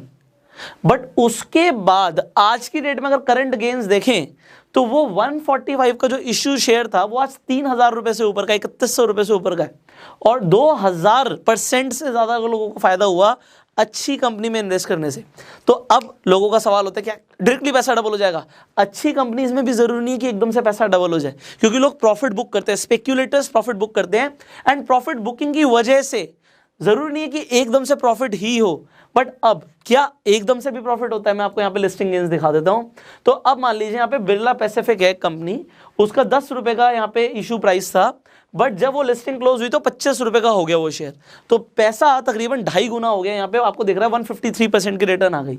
सिमिलरली ऐसी बहुत सारी कंपनीज हैं, आपको IRCTC का दिख रहा है, बर्गर किंग का दिख रहा है। बर्गर किंग का इशू प्राइस आपको 60 रुपए का दिख रहा है, बट जब वो लिस्ट हुआ तो 138.40, यहाँ पे 130% की रिटर्न लोगों को मिल गई कुछ ही दिनों में। तो क्या पैसा डबल होता है आईपीओ में? द आंसर इज यस, होता है। ऐसी बहुत सारी कंपनीज हैं, आप यहाँ पे ले लीजिए, IRCTC का देख लीजिए, यहाँ पे इशू प्राइस था यहाँ पे 320 रुपए, बट जब वो लिस्ट हुआ 644, सॉरी क्लोज हुआ 728, तो पैसा डबल से ज्यादा हो गया। यहाँ पे आप देख सकते हो 127% की रिटर्न्स है। बट अगर लोगों ने उसे वहीं पे बेच दिया, स्पेकुलेटर्स क्या करते हैं, डबल हो गया बेचो। बट अगर थोड़ा सा वेट कर लो तो अगर आप आज तक देखोगे 2200 रुपए का चल रहा है, 2200 रुपए का ये शेयर प्राइस चल रहा है। तो ये इन्वेस्टर्स और स्पेकुलेटर्स में डिफरेंस है। बट आप क्या करना चाहते हो, टोटली अप टू यू यार। आप स्पेकुलेट करके भी इमीडिएटली पैसा मुझे बाहर निकालना, आप कर सकते हो, और अगर आप चाहते हो कि आप इन्वेस्टर रहो तो वो भी आप कर सकते हो, क्योंकि आपको इनिशियली जो प्राइस मिलता है वो बिल्कुल आपको उस प्राइस में मिलता है जो उसकी एक्चुअल वैल्यू होती है। तो जब बात करते हैं इंट्रिंसिक वैल्यू से कम में खरीदने की, तो आप वैल्यू इन्वेस्टिंग कर सकते हो आईपीओस के थ्रू। अब बात आती है कि आप लोग आईपीओस में कैसे इन्वेस्टमेंट कर सकते हो। आई विल जस्ट शो यू। तो मैं स्क्रीन रिकॉर्डिंग भी ऑन कर देता हूं। अब यहाँ पे मैं एंजल ब्रोकिंग पे चला जाता हूँ। अब जैसे मैंने एंजल ब्रोकिंग पे गया, व्हाट यू विल डू, यहाँ पर आप देख सकते हैं हम मेन्यू पे गए एंड इन्वेस्ट अपॉर्चुनिटीज़ पे आप क्लिक कर देंगे। जब आप इन्वेस्ट अपॉर्चुनिटीज़ पे क्लिक करेंगे, यहाँ पे आप देख सकते हैं आईपीओस एंड एफपीओस आ गया है। इस पे क्लिक करेंगे तो जो भी नेक्स्ट आईपीओ आने वाला है, जैसे यहाँ पे दिख रहा है जोमेटो का आईपीओ आने वाला है और ये 14 तारीख को ओपन हो रहा है, तो 14 तारीख को अगर ओपन हो रहा है तो आप इसके लिए अप्लाई कर सकते हो। अब आपके पास एक डीमेट अकाउंट होना जरूरी है if you want to invest in जैसे मैंने बोला आईपीओस के अंदर। तो एंजल ब्रोकिंग का लिंक मैं इस वीडियो के डिस्क्रिप्शन और कमेंट बॉक्स में दे दूंगा, तो आप लिंक पे क्लिक करके तुरंत अपना अकाउंट ओपन कर लीजिए। एंड जैसे ही आपका अकाउंट ओपन हो जाएगा, यू जस्ट सी जो नेक्स्ट आईपीओ आ रहा है उसके बारे में आप स्टडी कीजिए। आईपीओ के बारे में स्टडी करने के बाद अगर आपको लगता है वो कंपनी अच्छी है तो आप उसमें डेफिनेटली इन्वेस्ट कर सकते हो। एंड फाइनली मैं आपको एक चीज दिखा देता हूं कि नेक्स्ट अभी जैसे दिख रहा है जोमेटो का हमारा आ रहा है, आपका आईपीओ लॉन्च हो रहा है। तो एक चीज आपको और देखनी होती है, वो है ग्रे मार्केट प्रीमियम। अब ये ग्रे मार्केट क्या है? ग्रे आप समझ रहे हो, ग्रे मतलब डार्क एरिया, डार्क एरिया मतलब विच इज नॉट लीगल। तो आपको यहाँ पर ये देखना होता है कि अगर ग्रे मार्केट में उसका प्रीमियम ज्यादा चल रहा है, यहाँ पर आप देख सकते हो कि जो ग्रे मार्केट में प्रीमियम है जोमेटो के आईपीओ को 26% ज्यादा है। इसका मतलब क्या है कि अभी से उसकी डिमांड ज्यादा है। जब वो लिस्ट होगा तो लोगों को प्रॉफिट ज्यादा हो सकता है, लोग ग्रे मार्केट में उसके पैसे ज्यादा देने के लिए रेडी हैं। क्यों? क्योंकि सबको आईपीओ में शेयर्स नहीं मिलते हैं। क्यों नहीं मिलते हैं हम नेक्स्ट वीडियो में बात करने वाले हैं। आपको कैसे मिल सकते हैं इसके ऊपर हम बात करने वाले हैं। अभी आप फिलहाल अपना डीमेट अकाउंट तुरंत ओपन कर लीजिए, डिस्क्रिप्शन कमेंट बॉक्स में लिंक है।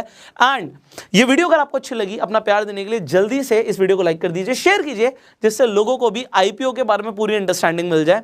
आपके कुछ सवाल आप नीचे कमेंट बॉक्स में पूछ सकते हैं। फेसबुक पे वीडियो देख रहे हैं तुरंत फॉलो कीजिए, यूट्यूब पे देख रहे हैं सब्सक्राइब कीजिए एंड बेल आइकन पे क्लिक कीजिए। आई will see you in the next video. Till that time you go self made. एक होती है हमारी ख्वाहिशें और एक होती है हमारी ज़रूरतें। ज़रूरतें तो इंसान की जैसे तैसे पूरी हो जाती हैं, बट फिर जब बात आती है वांट्स की, डिज़ायर्स की, तो इसकी कोई लिमिट नहीं होती। अब इच्छाओं को पूरा करने के लिए इंसान क्या करता है कि वो जुटाता है पैसे और फिर चढ़ जाता है उस पर कर्जा, डेट, लोन। अब होता क्या है कि ये एक आपका ना नेचर है कि आप किस तरीके से ज़िंदगी को जीते हैं।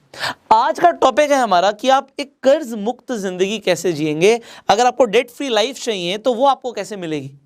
बट अब मैं आपको ना कुछ पहले फैक्ट्स एंड फिगर्स बता देता हूं, फिर आप थोड़ी सी रिसर्च कीजिए and then decide what do you want. अगर हम रिलायंस की बात करें, आज हम बात करते हैं मुकेश अंबानी जी की, इंडिया के सबसे अमीर आदमी की, एंड वर्ल्ड में भी आपको पता है उनकी गिनती हो रही है। आज मुकेश अंबानी के ऊपर कुछ कर्जा है क्या?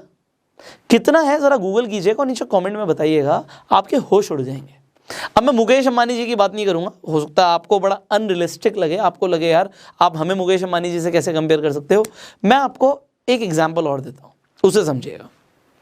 आपके आसपास कोई ना कोई ऐसा इंसान होगा जो बहुत बढ़िया बिजनेस कर रहा होगा। अब मान लेते हैं उस बिजनेसमैन ने 10 करोड़ रुपए का लोन लिया हुआ है बैंक से, और अब वो 10 करोड़ का लोन आपके नाम पे ट्रांसफर हो जाता है कि भैया वो लोन आपको चुकाना है।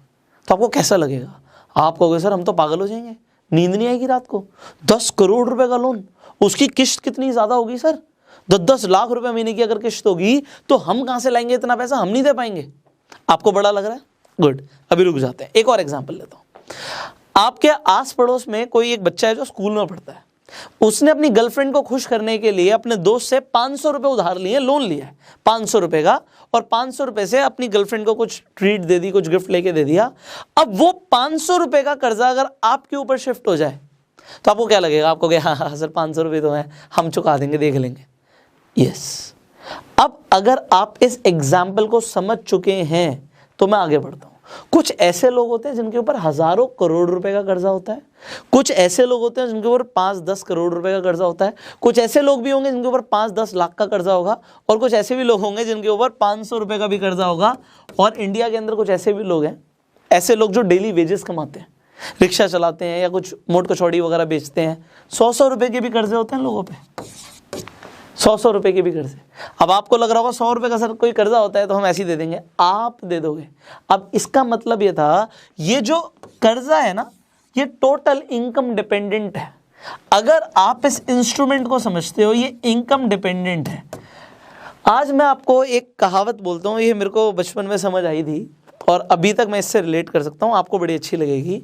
वो ये है कि बैंक आपको हमेशा उतना लोन देने के लिए रेडी हो जाता है जितने पैसे की आपको जरूरत नहीं, एंड आपको जब पैसे की जरूरत नहीं है।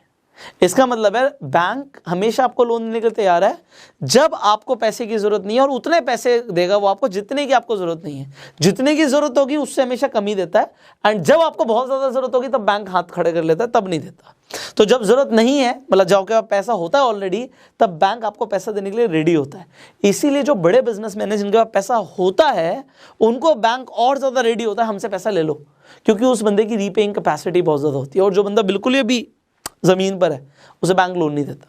अब यहां पे अगर आप इतनी बात समझ गए, तो अब मैंने आपको एग्जांपल दिया था कि 500 रुपए का जो उधार है आपके लिए वो बड़ी चीज नहीं है, क्योंकि आपकी इनकम उस उधार के प्रपोर्शन में बहुत ज्यादा है। अगर रिलायंस ग्रुप ऑफ इंडस्ट्रीज के ऊपर हजारों करोड़ रुपए का कर्जा है, तो बात आती है कि उनकी इनकम भी उस हिसाब से कि उस कर्जे को चुका सकते हैं। अब सिमिलरली वर्ल्ड की जितनी भी बड़ी बड़ी कंपनीज है, सबके ऊपर कर्जे होते हैं। वो कर्जे क्यों होते हैं? क्योंकि उन्हें एक्सपेंशन के लिए चाहिए होता है। आप कर्जे को कैसा समझते हो? आप इसे एज अ टूल समझते हो ऑफ एक्सपेंशन, कि हमें एक्सपैंड करने के लिए कर्जा चाहिए। आप सही सोच रहे हैं। और अगर आप ऐसा सोच रहे हो, किसी का टेम्परमेंट होता है कि भैया मेरे को तो बिल्कुल कर्जा मुक्त जिंदगी जीनी है, कोई स्ट्रेस नहीं चाहिए, 1 रुपए भी सामने वाले का उधार नहीं होना चाहिए, तो आप ऐसी लाइफ भी चूज कर सकते हो। बट मैं आपको बता देता हूं, खर्चे तो भाई तेरे तब भी होंगे। आपके ऊपर लोन नहीं भी होगा तब भी आपके खर्चे होंगे, घर में राशन आएगा पैसा तब भी लगेगा, आपका मोबाइल का रिचार्ज भी होगा, आपके इंटरनेट का भी रिचार्ज होगा, आपकी इलेक्ट्रिसिटी का भी रिचार्ज होगा, गाड़ी में तेल भी डलेगा, खर्चा वो भी होता है। और जो कर्जे की रीपेमेंट होती है वो भी खर्चा होता है, बट डिपेंड करता है आपकी मानसिकता कैसी है। अब आपको एक बहुत जबरदस्त एग्जाम्पल देता हूँ and then you will understand everything and फिर हम टॉपिक पे आ जाएंगे फटाफट। समझिए इस बात को। एग्जाम्पल ये है, एक बच्चा है, बहुत गरीब है, बहुत गरीब बच्चा होता है और जैसे तैसे ना वो एक आइसक्रीम की दुकान में घुस जाता है, एक बहुत अच्छी सी आइसक्रीम की दुकान है उसमें घुस जाता है।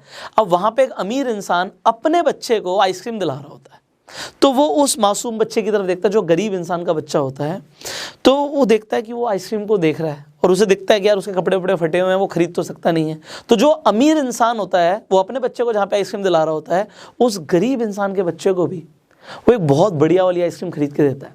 एक ऐसा चॉकलेट कोन लेके देता है इसमें डबल स्कूप होती है, आपने देखा ना, एक स्कूप के ऊपर, एक आइसक्रीम के स्कूप के ऊपर भी एक और स्कूप होता है, और वो खरीद के देता है। और बच्चा एकदम से बहुत ज़्यादा खुश हो जाता है, उसने जैसे कि ऐसी आइसक्रीम कभी खाई ही नहीं थी।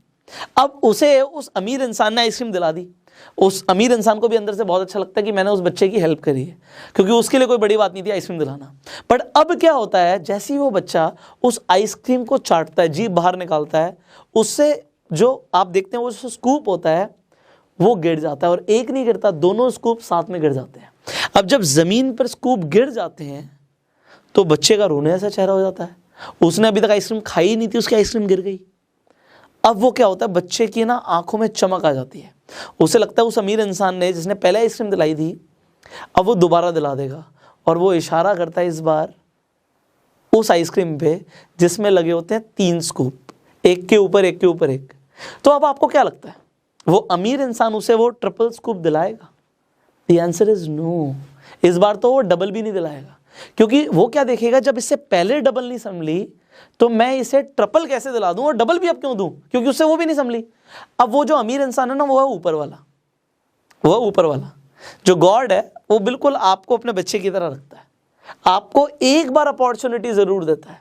अगर आपने उसे संभाल लिया तो अगली बार भी वो आप पे ट्रस्ट करेगा और दोबारा से अपॉर्चुनिटी देगा। बट अगर आपको एक बार उसने मौका दिया, एक बार उसने आपको पैसा दिया और आपसे वो भी नहीं संभला, तो वो भी ले लेगा।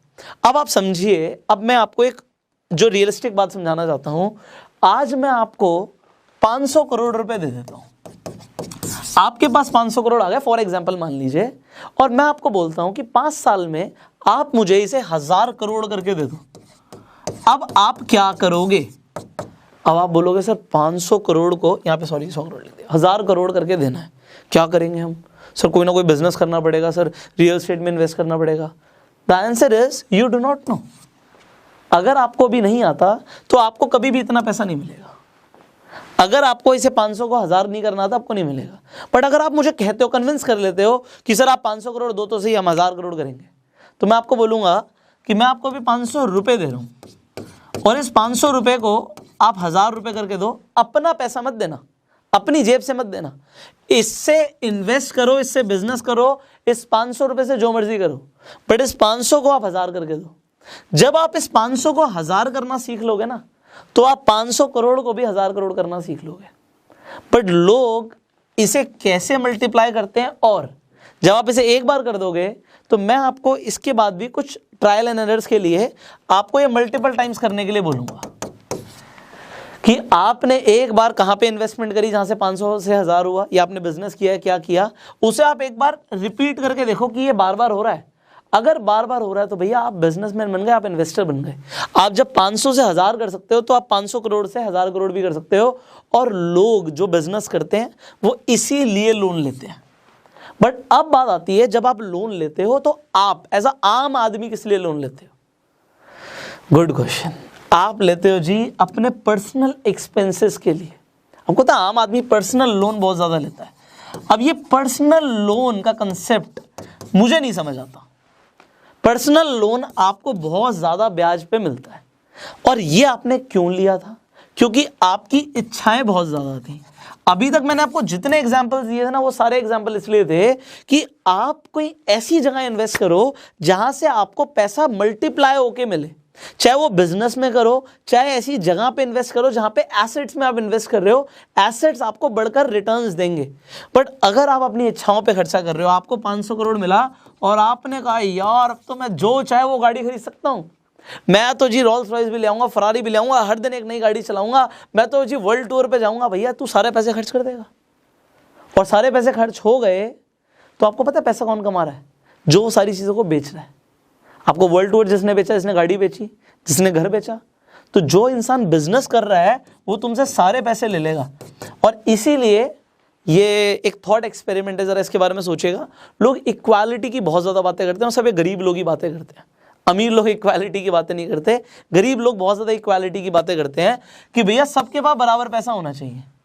हम बिल गेट्स की बात करें, मुकेश अंबानी की बात करें, उसके पास तो इतना पैसा है कि उसकी 100 पुश्ते बैठ के खा लेंगी, और यहाँ पे गरीब इंसान है उसको 2 वक्त की रोटी नसीब नहीं हो रही।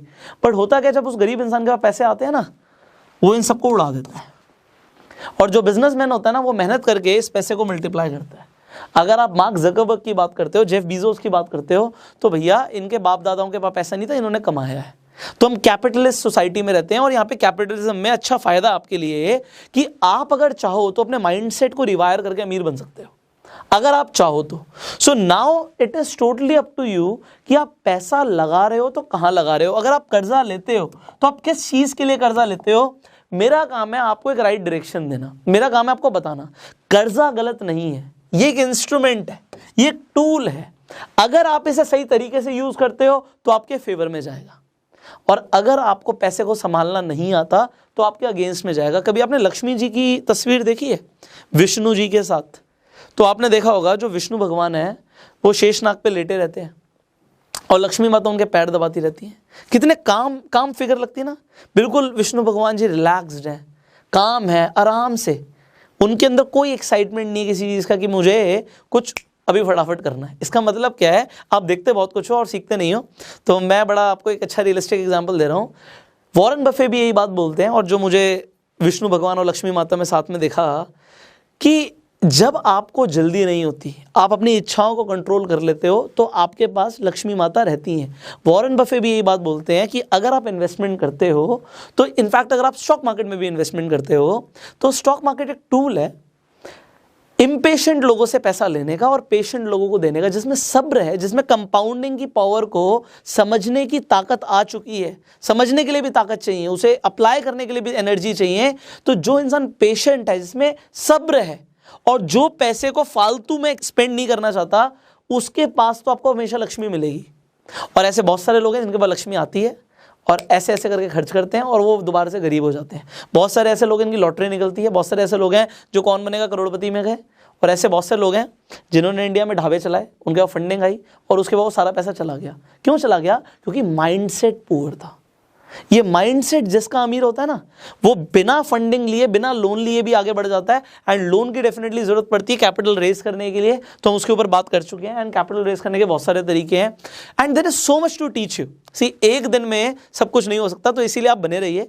इस वीडियो को अगर आप फेसबुक पर देख रहे हैं तुरंत फॉलो कीजिए, और यूट्यूब पे देख रहे हैं तुरंत सब्सक्राइब कीजिए, बेल आइकन पे क्लिक कीजिए कि ऐसी एक भी वीडियो आपसे मिस ना हो। लाइक कर दीजिए, शेयर कर दीजिए। इसके साथ साथ अगर आप इंटरनेट के थ्रू पैसा कमाना चाहते हो, डिजिटल एंटरप्रेन्योरशिप सीखना चाहते हो, जो ये फाइनेंशियल लेसन्स हैं, इन्हें आप एक्चुअल वर्ल्ड में अप्लाई करके, डिजिटल वर्ल्ड में अप्लाई करके पैसा कमाना चाहते हो, तो आप हमारा प्रोग्राम ज्वाइन कर सकते हो जिसका नाम है the fast track millionaire training program. तो आपको इस कोर्स की पूरी जानकारी इस नंबर पे कॉल करके मिल जाएगी। इसका आप ब्रोशर भी डाउनलोड कर सकते हो, डिस्क्रिप्शन कमेंट बॉक्स में जो लिंक है उस पर क्लिक करके। So you download the brochure, call this number, join this training program and share this video. I will see you in the next video. Till the time, you go self made. क्या इस mobile phone को use करके हम पैसे कमा सकते हैं? एक बहुत बड़ा सवाल है जो बहुत सारे लोग जानना चाहते हैं, बिकॉज आज की डेट में पैसे कौन नहीं कमाना चाहता। बट कौन सा रिलायबल सोर्स है? क्या ऐसी कोई मोबाइल एप्लीकेशन है जिसे सिर्फ डाउनलोड करके आपके अकाउंट में पैसे आ सकते हैं? क्या कुछ ऐसा है जिसे आप रेफर करके पैसे कमा सकते हो? आज मैं आपको एक ऐसी एप्लीकेशन के बारे में बताने वाला हूं इस वीडियो में, जिससे आप आज से, आपने उस एप्लीकेशन को डाउनलोड भी किया और उस पर रजिस्टर किया तो आपको पैसे मिल जाएंगे। मैं आपको यह भी बताऊंगा कि आप उससे जितने चाहो उतने पैसे भी कैसे कमा सकते हो। बट एक चीज मुझे आपसे चाहिए कि आप इस वीडियो को एंड तक जरूर देखें, जिससे कोई भी बारीकी, कोई भी डिटेल आपसे मिस ना हो जाए, आपको सारे कंसेप्ट समझ आ जाए। And then will talk about step by step आपको क्या करना है, कैसे आपको पैसे मिलेंगे और आपको कितने पैसे मिलेंगे, स्टेप बाय स्टेप आगे बढ़ते हैं। सबसे पहले मैंने ये कंसेप्ट पहले भी बताया बट आपको बताना जरूरी है कि there is something called affiliate marketing. और एफिलिएट मार्केटिंग का बड़ा सिंपल सा मतलब ये होता है कि आप किसी के प्रोडक्ट या सर्विस को रिकमेंड करते हो। ठीक है, हमने इसके ऊपर ऑलरेडी बात करी हुई है, इसके ऊपर ज्यादा बात करने की जरूरत नहीं है। अब अगर हम किसी चीज को रेफर करते हैं तो हम किसी के लिए काम कर रहे हैं, रेफर कर रहे हैं, तो वो कंपनी बदले में हमें पैसे दे सकती है। बट अब क्या कोई ऐसी कंपनी है जिसका अगर हम सिर्फ एप्लीकेशन ही डाउनलोड कर लें और उस पर जाके रजिस्टर करें तो हमें उस रजिस्टर करने के बाद कुछ पैसे मिल जाएं, और वो भी कितने हैं, लेट मी टेल यू। तो अब मैं आपको एक ऐसे प्लेटफॉर्म के बारे में बताने वाला हूं जिसपे अगर आपने आज जाके रजिस्टर भी किया तो आपको स्ट्रेट अवे 200 रुपए का क्रेडिट मिल जाएगा। अब ये क्रेडिट क्या है, ये आपके अकाउंट में कैसे आएंगे, मेरे को डिटेल में बात करनी है, तो स्टेप बाय स्टेप आगे बढ़ते हैं। So now let me tell you about a platform called 5 Paisa. आपने हो सकता है इस प्लेटफॉर्म के बारे में सुना हो या हो सकता है आपने इस प्लेटफॉर्म के बारे में ना सुना हो। तो मैं अपने फ़ोन की स्क्रीन रिकॉर्डिंग ऑन कर देता हूँ जिससे जो हमारे एडिटर हैं वो भी आपको बड़े आराम से दिखा पाएंगे। सो यहाँ पे हमने स्क्रीन रिकॉर्डिंग ऑन कर दी, मैंने 5 पैसा खोल लिया है। ये 5 पैसा पे आपको जाके यूज़र पे क्लिक करना है एंड अगर आप रेफर एंड अर्न पे जाओगे तो यहाँ पे आपको कुछ ऑफर्स भी दिख रहे हैं। सबसे पहले एक कावासाकी निंजा बाइक बनी हुई आ जाती है कि भैया आपको एक निंजा बाइक भी मिल सकती है। कैसे मिलेगी इसके ऊपर भी हम बात करते हैं। सबसे पहले इसमें क्या लिखा हुआ है इसे समझ लीजिए।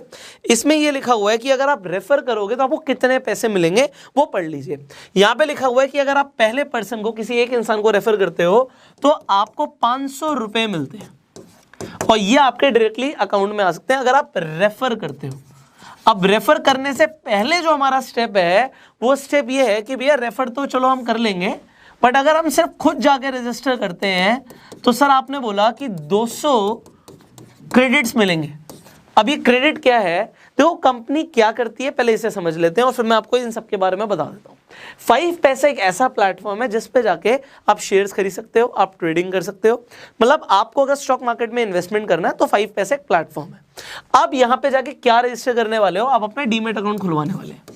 अगर आप अपना डीमेट अकाउंट खुलवा लेते हैं so company straight away 200 credits आपके अकाउंट में डाल देगी। अब ये क्रेडिट मैं क्यों बोल रहा हूं, मैं इसे डायरेक्टली रुपए क्यों नहीं बोल रहा, क्योंकि इस वाले पैसे को आप डायरेक्टली अकाउंट में विड्रॉ नहीं कर सकते। इसके लिए एक कंडीशन रखी कंपनी ने। कंपनी कहती है कि भैया हम अवेयरनेस बढ़ाना चाहते हैं। अवेयरनेस का मतलब यह है कि लोगों को स्टॉक मार्केट इन्वेस्टमेंट के बारे में पता लगे। लोगों को आज हुआ लगता है तो उनको हम स्टार्टिंग में खुद पैसे दे रहे हैं। इस पैसे को वो अकाउंट में विड्रॉ नहीं कर सकते, बट इससे वो चाहे तो शेयर्स खरीद सकते हैं। अब अगर आपने कोई भी कंपनी के शेयर्स खरीद लिए 200 रुपए के या जितने भी के भी आप खरीदना चाहते हैं, उसके बाद अगर आप उन शेयर्स को सेल कर देते हैं मान लेते हैं, तो आप उस पैसे को अपने अकाउंट में ले सकते हैं। इसके लिए 30 डेज तक आपको उन शेयर्स को होल्ड करके रखना पड़ेगा। अब ये मैंने क्या बोला है आपको समझ आ चुका होगा कि 200 रुपए तो आपको मिल जाएंगे, बट उससे आप क्या करने वाले हो, उससे आप बेसिकली शेयर्स खरीद सकते हैं या आप ट्रेड कर सकते हैं।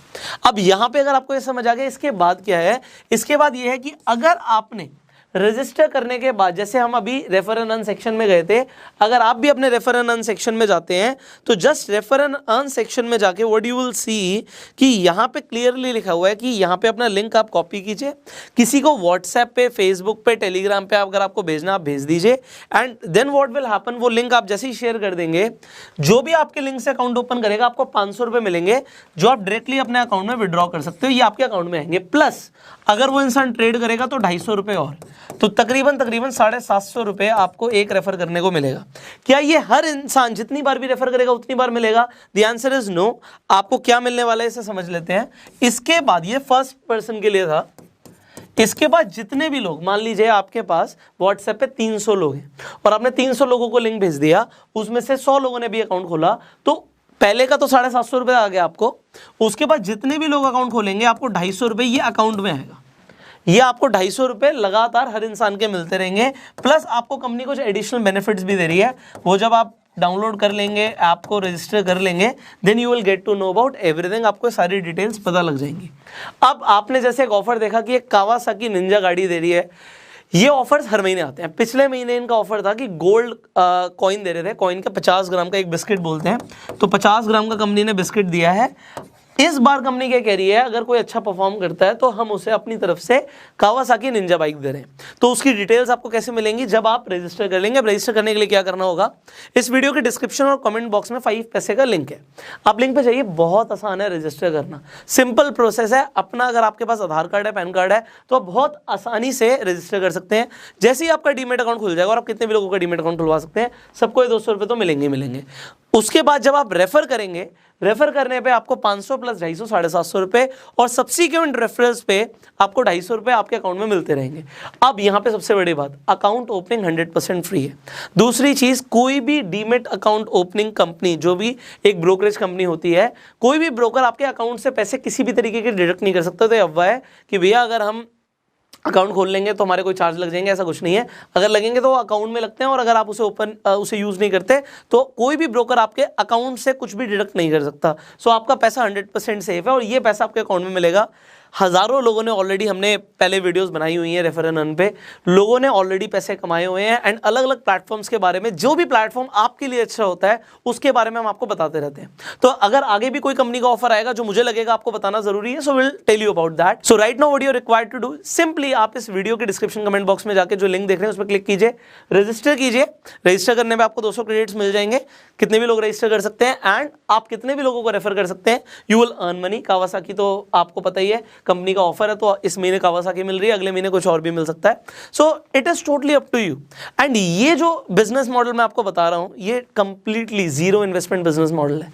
इसके लिए सिर्फ एक ही मेहनत आपको चाहिए कि भैया लिंक अपना बना लो और उसे शेयर कर दो, and you will get money.